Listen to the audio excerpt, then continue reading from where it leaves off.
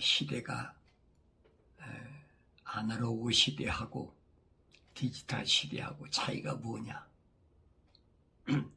아날로그 시대는 내가 직접 가서 참여하고 내가 또 직접 대면으로 해서 들어야 되는 그런 시대를 우리는 아날로그 시대라 그럽니다. 근데 이제 시대가 그 20세기 들어서면서 이제 서서히 디지털 시대로 바뀌었다. 근데 21세기 들어서면서는 이제 그 디지털 시대에서 더 나가서 무슨 시대라고 그러냐? 이제는 스마트 시대라. 그러니까 이제는 모든 것이 경량화됐다. 조그맣게 누구나 다 소지하고 누구나 다 가지고 다닐 수가 있잖아요. 이게 과학이 그만큼 발달했다는 거예요.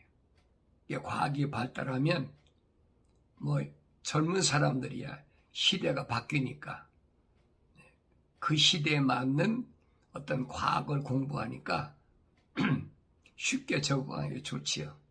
근데 아날로그 시대에 살던 사람들은 디지털 시대에 적응하기가 상당히 힘들어요.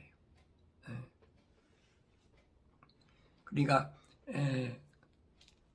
나같이 나이 많이 먹은 사람, 이런 사람들은 이제 시대에 뒤처졌다. 여러 가지 말들을 합니다. 왜냐하면 스마트폰 하나도 작동하기 힘드니까. 컴퓨터 하나 하는 것도 얼마나 힘들어지는지 몰라요. 근데 한국 같으면 또 좀 우리말 같은데 좀 수월한데 미국 같은 데는 이제 영어로 다 돼 있으니까 내가 영어를 알면 얼마나 합니까? 그게 어려운 거예요. 그런데 이런 시대를 살아갈 때 좋은 점은 뭐냐는 거예요. 좋은 점. 좋은 점과 나쁜 점을 내가 분간할 수 있어야 돼. 좋은 점은 뭐냐면 그동안은 아날로그 시대는 마음대로 내가 들을 수도 있고 할 수 있던 그런 때가 없었어요. 다 제한되어 있었지요. 근데 지금 디지털 시대가 되니까 스마트 시대가 되니까 내가 원하는 것은 가만히 집에 있으면서도 다 들을 수가 있잖아요. 뉴스를 들을 수가 있고 또 여러 가지 콘텐츠가 있으니까 그런 걸 통해서 내가 알고자 하는 것을 쉽게 알 수가 있다. 그런 건 좋지요. 그러니까 지금같이 내가 유튜브 방송에다가 벌써 600개가 넘는 콘텐츠를 올려놨는데 그러니까 이제는 속지 않아도 된다는 거예요. 아무나 그런데 속지 않기를 원하나요? 하나님의 거룩한 사랑의 호흡이 들어간 사람은 이거 아니구나. 내가 그동안 잘못 들었구나. 잘못 배웠구나. 왜 성경적이 아니니까. 근데 그동안은 그런 걸 다 숨겨왔잖아요. 전 세계를 로마가 지배하고 또 로마에서 나온 캐토릭이 지배하고 또 16세기에는 또 캐토릭에서 나온 개신교가 지배하고 그러다 보니까 이게 전 세계적으로 이게 뒤덮여져서 지금까지 거의 몇백 년 동안을 우리는 속고 살아와도 몰랐잖아요. 그런데 이제는 속일 수가 없다고. 왜냐하면 말씀 읽어보면 대부분 알거든요. 또 말씀 들어보면 이 사람이 기독교인지 캐토릭인지 아니면 개신교인지 금방 알거든요. 하늘 아래 것을 말하는 사람인지 하늘 위의 것을 말하는 사람인지 아니면 하늘 아래 것과 위의 것을 믹스해가지고 적당히 섞어가지고 사람들이 듣기 좋게 그렇게 말하는 사람이 대부분 알잖아요. 그러니까 성경을 안 읽으면 알 수가 없어요. 하나님 말씀을 언제든지 읽는 그런 기회를 잊지 말아야 된다. 이게 주님이 말씀하시는 거예요. 하나님께로부터 나온 사람은 하나님의 말씀대로 듣느니라. 아무나 듣는 게 아니죠. 지루한데 또 그 얘기야. 또 아브라함 얘기야. 또 무슨 창세기에 첫사람 아담 얘기야. 맨날 그 얘기야. 그게 듣기 싫은 거예요. 좀 뭐라 그럴까요? 듣기 좋은 좀 새로운 어떤 얘기, 이런 얘기를 듣기를 원하는 거죠. 그런 사람들은 이 경건의 훈련에 참여 자격이 없는 사람이에요. 왜? 그 안에 하나님의 씨가, 하나님의 사랑이, 호흡이 들어가지 않았기 때문에 안 듣는단 말이에요. 민족적 유대인은 뭐 할 겁니까? 혈통적으로 우리 할아버지가 목사였고, 우리 아버지가 목사였고, 내가 목사였고, 우리 아들이 목사고, 3대 4대가 목사다. 그거 자랑하는 거거든요. 성경은 아니잖아요. 그러니까 성경을 자기가 알고 있는 지식에다 두드려 맞추려고 그러니까 위조도 하고 변개도 하고 별짓 다 하죠. 그게 얼마나 하나님 말씀 앞에 무서운 일인가 하는 것을 느끼지 못하는 거예요. 특히 어떤 사람이 그러냐. 요한계시록 6장에 보면 루시퍼가 백마를 타고, 백마 탄 자는 대개 메시아를 가리킬 때 백마 탔다고 요한계시록 나와 있거든요. 그런데 백마를 타고 면류관을 쓰고, 그리고 손에는 활을 가졌다 그랬어요. 주님은 면류관을 쓰고 오신 분이 아니에요. 주님은 왕관을 쓰고 오신 분이지. 그게 만왕의 왕이라고 그러잖아요. 그런데 주님은 말씀, 좌우에 날쌘 어떤 것보다도 예리한 말씀, 그 말씀을 갖고 오는데, 루시퍼는 뭘 갖고 오냐? 활을 갖고 온다고. 활을 당겨 쏘면 그 활 맞으면 화인 맞는 거예요. 화인. 불화살을 맞으면 그때부터는 감각이 없어져요. 부끄러움이 없어진단 말이에요. 그러니까 여러분들이 하나님 말씀을 통해서 잘 아셔야 할 게 뭐냐? 요한계시록 보면 그랬잖아요. 너 어떻게 받았고 어떻게 들었어? 성경적으로 들었어? 아니면 성경적이 아닌 인본주의 사람 중심으로 들었어? 빨리 기억하고 회개하라는 거예요. 그런 말을 책망으로 들으면 듣기 싫지요. 저 목사는 맨날 회개하라, 하늘 위의 것에다가 내 생각과 마음과 삶의 가치관을 두라, 맨날 그 얘기만 하고 있다. 듣기 싫은 거예요. 내가 지금 이 땅에 있으면서 어떤 상황이 있는지는 그건 자기 자신이 잘 알잖아요. 내가 뭘 이 땅에 원하고 있나? 건강 때문에 그걸 내가 원하고 있나? 아니면 재물 때문에 그걸 원하고 있나? 아니면 자녀 문제 때문에 그걸 원하고 있나? 자기 스스로 알잖아요. 내가 지금 어디에 노출되어 있나? 그 루시퍼가 모릅니까? 예수님이 하나님의 아들로 이 땅에 오셨는데 40일 금식 기도하니까 얼마나 힘들겠어요. 누구보다도 그 굶주림의 고통을 아니까 딱 달라붙어서 뭘 얘기합니까? 이 돌들로 떡을 만들어라. 얼마나 멋있는 얘기고 얼마나 그럴듯한 얘기예요. 하나님의 아들이 돌 가지고 떡을 못 만들겠습니까? 보리떡 5덩이, 물고기 2마리 가지고도 5,000명, 4,000명을 먹이고 남았는데, 그러니까 그런 말로 교묘하게 도전하는 거예요. 그런 시대에 살고 있어요. 그러니까 우리가 유튜브나 인터넷이나 이런 걸 가지고 계속 자기 보고 싶은 거 찾아보는 거지요. 근데 중요한 것은 내가 뭘 알고 어떻게 들었느냐 지적하시잖아요. 하나님 거룩한 사랑의 호흡이 안 들어간 사람은 해당이 안 돼요. 할 필요가 없지요.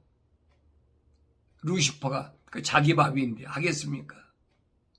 루시퍼가 하나님 동산에 스며들어와서 뱀으로 스며들어와서 하와를 공격한 것은 하와를 넘어뜨리려고 한 게 아니에요. 루시퍼의 목적은 어디냐? 하나님 거룩한 사랑의 호흡으로 조성된 첫사람 아담이 목표란 말이에요. 나머지야 뱀이야 다 집앞인데 하나님께서 뱀한테 저주하실 때 뭐라고 그랬어요? 너는 평생 동안 배로 기어다니면서 흙을 먹여야 된다. 이게 제한됐잖아요. 그러니까 하와가 타겟이 아니라 하와는 하나 이용당하는 거예요. 이용해가지고 아담이 하와한테 소위 말하면 정신줄이 놓았죠. 그럼 미쳐버린 거지요. 세상 말로. 뭐에 이성이. 내 뼈 중에 뼈, 살 중에 살이라고 그러니까. 하와를 금방 탁 달라붙어갖고 이용하잖아요. 이거 타고 들어가면 아담은 틀림없이 넘어진다. 지금도 똑같아요, 여러분. 나 약점이 뭔가를 알아야 돼. 물질적인 건가? 이성적인가? 명예적인 건가? 나 약점은 내가 알잖아요. 근데 그런 부분을 내가 하나님 말씀을 통해서 잘 들을 수 있어야 된다 이 말이에요. 주 하나님 말하노니 보라 그날들이 오리라 내가 그 땅 기근을 보내리니 빵의 기근도 아니요 물이 인한 갈증도 아니라 오직 주의 말씀들을 듣지 못하는 기근이니라. 그날들이 오리라. 그날들이 언제예요? 마지막 때 선지자들 통해서 예언하신 그 마지막 때 그날들이 오는데 그때는 뭐냐? 그 땅에 기근을 보낸다. 그래서 기근 시대. 근데 그때 기근을 보낸데 무슨 기근이냐? 빵의 기근도 아니고 물로 인한 갈증도 아니라 오직 주의 말씀들을 듣지 못하는 기간이라. 기근이라 그랬어요. 하나님의 말씀들을 듣지 못하는 기근 시대. 그게 어떤 때? 아날로그 시대보다 디지털 시대가 이제 더 확대됐다는 얘기예요. 그걸 깨닫는 사람이 깨닫지요. 그런데 그걸 깨닫지 못하는 사람. 얼마나 세상에 살기 좋은데, 얼마나 멋있는 세상인데, 좀 더 건강하고, 좀 더 부유하게, 멋지게 살아야지. 사도 바울이 데살로니가 지방에 있는 부르심과 성도들이 그랬잖아요. 마지막 때는 잘 알아라. 정신 차려라. 하나님의 거룩한 사랑의 호흡이 안 들어간 사람, 성령 받지 못한 사람, 이런 사람들은 마지막 때가 평안하고 안전하다. 편안하고 안전하다고 그들이 아우성치고 하면 얼마나 좋아요. 시대적으로 앞으로 예정된 것들이 얼마나 많습니까? 점점 발달하니까, 과학이 발달하니까 기상천외한 일들이 미리 예언되어 있잖아요. 예고되어 있잖아요. 이런 말 하면 뭐라고 합니까? 지금은 로켓 시대인데, 달려가라는 시대에 무슨 구닥다리 같은 소리에 듣기 싫은 거예요. 그런 사람 안 들어도 돼요. 왜? 그 사람은 하늘 위에 대한 소망은 없는 사람이에요. 다시 말하면 영생에 대한 소망이 없는 사람이에요. 그 사람은 하늘 아래 현실 만족주의. 유대인들을 말하면 뭐예요? 유대인은 크게 두 파가 있잖아요. 바리새파, 사두개파. 이 사두개파는 부활을 안 믿는 거예요. 죽으면 그만이지 무슨 예? 현실이 어려운데 나중에 어떻게 되든 이게 사두개인들이거든요. 이 미래가 불확실한 거예요. 이게 현실 만족주의라.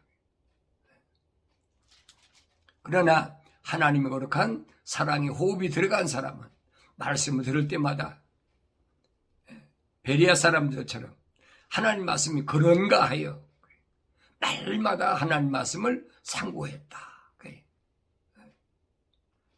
하나님 말씀을 이 사람 얘기 들어보면 이렇고 저 사람 얘기 들으면 저렇고 소위 말하면 이연령 비연령 하는데 코에 걸면 코걸이 귀에 걸면 귀걸이 그런데 어떤 게 맞는 것일까?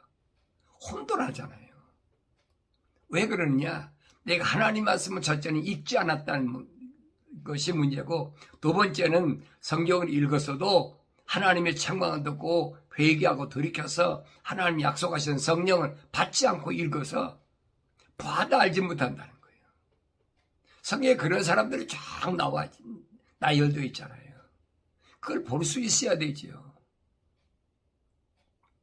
거룩한 하나님의 사랑의 호흡으로 조성된 사람은 아무리 어려운 처지에 있더라도 패권 국가가 어느 나라가 되든 그 상관이 없는 거예요. 그것이 아수르가 됐든 바벨론이 됐든 메디파사가 됐든 그리스가 됐든 로마가 됐든 그 무슨 상관이 있어요. 왜? 하늘 아래 것에 대한 소망이 없기 때문에 아무 문제가 없어요. 그런데 하늘 위의 것에 대한 그 지향하는 마음이 없으니까 땅 위의 만족을 찾으려고 그러니까 사람이 듣긴 좋잖아요. 사람들이 바다에서 바다까지 북쪽에서 동쪽까지 방황할 것이요 사람들이 주의 말씀을 찾으려고 이리저리 달릴 것이나 그것을 찾지 못하리라. 어떤 것이 옳은가? 그 뭐 찾으려고 성경이 아모스서를 통해서 예언해 놨잖아요. 북쪽에서 동쪽으로 방황한다. 왜? 사람들이 주의 말씀을 찾으려고 찾을 수가 없어요. 요한계시록 보면 어둡기 때문에 깜깜하기 때문에 또 붉기 때문에 찾을 수가 없는 거예요. 선지자 이사야가 말하잖아요. 너희가 보긴 보아도 알지 못하고 듣긴 들어도 깨닫지 못하는 그런 것들이 꽉 찼어 세상에 지금. 그러니 얼마나 힘들겠어요. 그날에는 아름다운 처녀들과 청년들이 갈증으로 인하여 귀진하리라. 젊은 사람들이 찾아 헤매지만 찾을 수가 있나요? 찾을 수가 없지요. 내가 여러분들에게 하나님 말씀을 들을 수 있는 것은 기한이 있어요. 때가 있어요. 아무 때나 듣는 것이 아니. 들을 수 있을 때 듣지 못하면 그건 지나가 버리는 거죠. 그러니까 들을 수 있을 때 들어야 된다. 하나님 말씀은 순수한 거니까. 어떤 것도 거기 섞여서는 아니 된다는 거예요. 순수한 말씀을 들어라. 이 과학이 발달하고 온 사람들이 야 살기 좋다, 평안하다, 안전하다 할 그때에 이 말이에요. 갑자기 주님이 어떻게 오셨냐. 만삭된 여인에게 진통이 오듯이 그러니까 갑자기 밀어닥친다는 거예요. 노아 때와 같이 주님 비유로 말씀하시잖아요.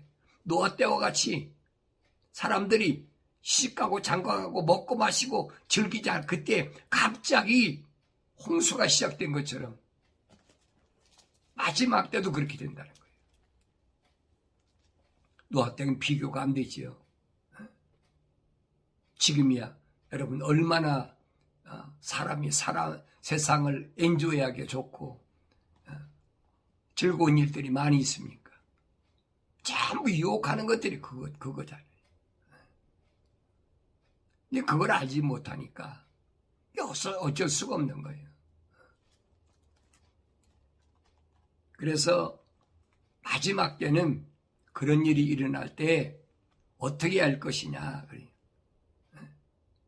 내가 어떤 길을 찾아갈 것이냐. 주님이 말씀하시잖아요. 나는 길이요 진리요 생명이라. 나로 말미암지 않고는 사람들이 아버지 앞에 올 자가 없다.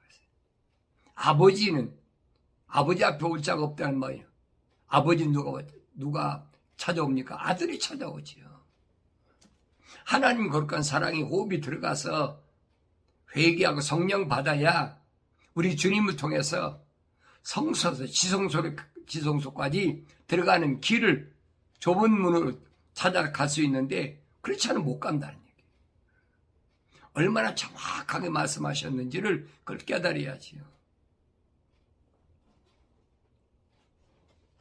사람들을 미워가 때리잖아요. 동서 사방에서 전쟁이 일어나고 역병이 일어나고 뭐가 어떻고 어떤데 지금 그런 얘기 들을 때야 어떻게 해서라도 돈 좀 많이 벌어서 우리 나이 많이 먹은 사람 그래요. 노후에 좀 풍족하게 넉넉하게 좀 그렇게 쓰면서 그렇게 살다 가야지. 가면 어디로 갈 거예요? 그리고 어디로 갈 거냐는 거예요. 내가 나이 먹은 사람한테 물어본 거예요. 당신 세상을 더 살기를 원하는 더 살면 그 다음에 어디로 갈 거예요? 말을 못해요. 그 사람들이 다 장로라는 사람들이야. 다 권사 이런 사람들이. 내가 그런 얘기하면 뭐라고 줄 압니까? 주님이 나는 믿음으로 구원받았으니까 주님 천국문에서 나 기다리고 계십니다. 그걸 믿어야 되지요. 그래. 이 정신 나간 사람아 정신 똑바로 차려요. 성경 좀 읽어봐. 그럼 뭐냐? 나 성경을 한번 읽어봤어요. 나보고 뭐라는 줄 압니까? 나보고 영이 다르대. 자기 영하고 다를 수밖에 없지요. 예수님한테 뭐라고 합니까? 예수님이 유대인들한테 너희는 너희 아비 마귀에게 나왔다고 지적해버리잖아요. 하나님 말씀 듣기 싫어하는데 무슨 얘기하겠습니까? 그런 사람하고는 사도 바울이 피하라는 거예요. 말을 다투지 말라는 거예요. 한 번, 두 번 얘기해보고 대화해보고 그런 사람하고 얘기하지 말아라. 사도에 뭐라고까지 얘기해요? 무난도 하지 말라는 거예요. 그냥 고립됐다는 거예요. 얼마나 어려운 마지막 어려운 때가 우리 앞에 닥칠 걸 지금 예언하고 있느냐 하는 거예요. 주님이 다 말씀하셨잖아요. 마지막 때는 이렇게 되면 끝이 온다. 그때 내가 세상 다시 오마. 주님 약속을 믿어야지요. 다시 오시겠다는 주님의 약속을 믿지 못하면서 무슨 예수를 믿어요? 무슨 천국을 갑니까? 그렇잖아요. 내가 이런 때가 되면 다시 오마고 분명히 약속하셨는데 그걸 믿지 못하면 어떡해? 주님 말씀하시잖아요. 마지막 때는 연월 일시는 모르지만은 징조를 보아라. 하늘의 징조를 보면 알라는 거예요. 하늘의 징조를 봤으면 깨달아야지. 동방박사 세 사람이 하늘의 징조를 보고 메시아인 아기 예수를 찾아왔는데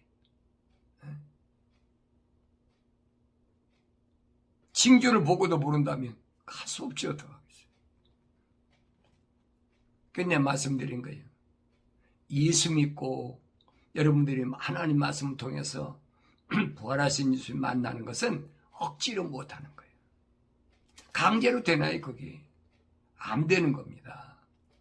이 겉사람은 어떻게 미혹도 하고 유혹도 하고 어떻게 할지 모르지만은 내 안에 있는 이 육신의 장막 안에 있는 나는 못 건드리는 거예요, 여러분. 성경 보면 모릅니까? 욥이 보세요. 그 엄청난 그 많은 재산 다 날아가 버렸는데 그뿐입니까? 한두 명도 아니야. 10남매가 다 죽었어. 10남매가. 그것도 일시에. 그럼 여러분 요즘 같은 뭐라고 그래요? 벼락 맞았다. 날벼락 맞았다고 할 거 아닙니까? 그럼 뭐라고 할 거예요? 하나님이 왜 이러십니까? 내가 하나님을 얼마나 찾는데, 하나님을 얼마나 열심히 섬겼는데, 이 아이들 생일 때 되면 범죄할까봐 내가 번제드리고 희생제드리고 그렇게 했는데 어찌 이럴 수가 있습니까? 그럴 거 아닙니까? 욥이 아내가 이해가 안 되는 거예요. 욥을 볼 때 이게 미친 남자예요. 하나님한테 미쳐도 보통 미친 게 아니에요. 왜 그러냐? 욥이 아내한테 뭐라 그럽니까? 주신 이도 하나님이신데 가져가신 이도 하나님이신 걸 그걸 왜 얘기하느냐? 주신 분이 가져가는 걸 왜 얘기하느냐? 그 당연한 거 아니냐? 그 이해가 안 되는 거예요. 이해가 되면 이상한 거지요. 근데 우리는 성경을 읽어도 그건 하나의 지나간 그냥 이야기야. 지나간 스토리야. 욥이 이야기로 끝나. 그래 어떤 사람들은 신학자들이 그딴 소리 하지. 그건 하나의 우화처럼 동화처럼 그렇게 기록한 것이 그 사실이 아니에요. 들어보면 그런 것 같거든요. 있을 수 있겠어요? 여러분들이 무슨 재산이 다 날라가고 10남매는 아니어도 그렇잖아요. 10남매 가운데 하나둘 죽어도 머리 싸매고 그냥 그럴 텐데 10남매가 이시에 다 죽었는데 생각해 보세요. 근데 그런 말은 하나의 그 예화로 이렇게 욥이 어려운 시험 당했을 때도 욥이 이겼다. 예화로 써먹는 거죠. 설교할 때.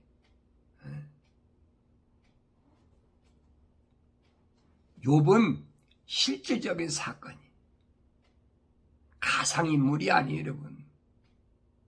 오늘 나한테 이런 시련의 기간이 왔다면 어떻게 할까? 하나님 인정하시잖아요. 사탄이가 아무리 참수해도 내 종업은 그렇지 않다. 몸에 병들고 구더기가 막 우글우글 뚫고 그래도 친구들까지 와서 얼마나 쪼아댑니까? 너 뭔가가 잘못돼서 시련을 겪은 후에 욥은 뭐라고 고백합니까? 이런 시련을 통해서 내가 전에는 하나님의 말씀을 귀로만 들었다. 그랬어요. 귀로만 들었다. 사도 바울은 뭐예요?